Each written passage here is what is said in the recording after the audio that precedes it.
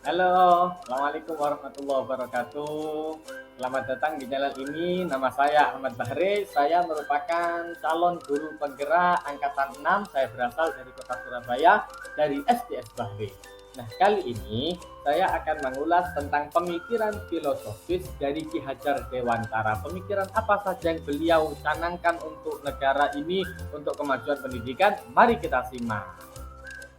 Terlahir dengan nama Suwardi Suryaningrat, kemudian diberi gelar kebangsawanan dengan Raden Mas Suwardi Suryaningrat pada 2 Mei 1889 di Paku Alaman Hindia Belanda.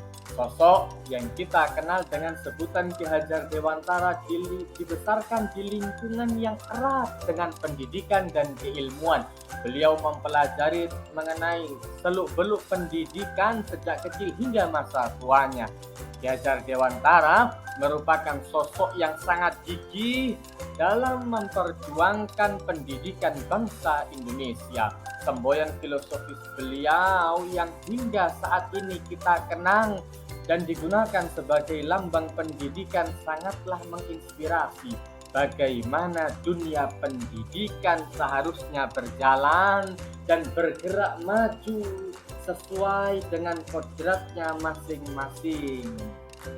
Kemudian filosofi yang sangat erat melekat pada Ki Hajar Dewantara antara lain adalah yang pertama, pendidikan yang menghamba pada murid. Setidaknya di sini kita dapat memahami bahwa fokus utama pendidikan bukan berada pada gurunya, bukan juga berada pada wali muridnya, melainkan yaitu pada pribadi murid sendiri-sendiri. Guru sebagai fasilitator yang kemudian akan mengajarkan kepada muridnya, yang akan mengarahkan bagaimana anak ini menjadi pribadi yang baik.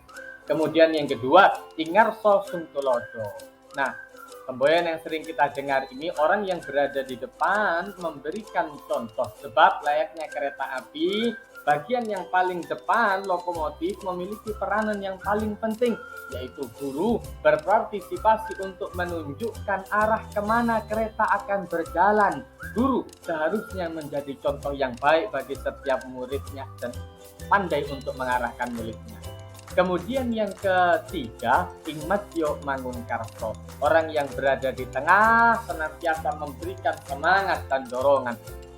Gerbong yang berada di tengah tidak boleh kemudian menjadi beban yang sangat memberatkan lokomotif. Jika itu terjadi, maka lokomotif akan berhenti melaju.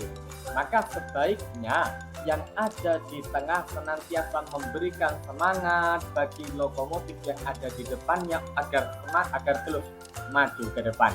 Kemudian yang berada di belakang, semboyan yang kita sering dengar ini yang digunakan dalam lambang pendidikan kita, yakni Tuturi Handayani. Orang yang berada di belakang memberikan arahan, memberikan dorongan, semangat bagi orang yang berada di tengah dan berada di depannya.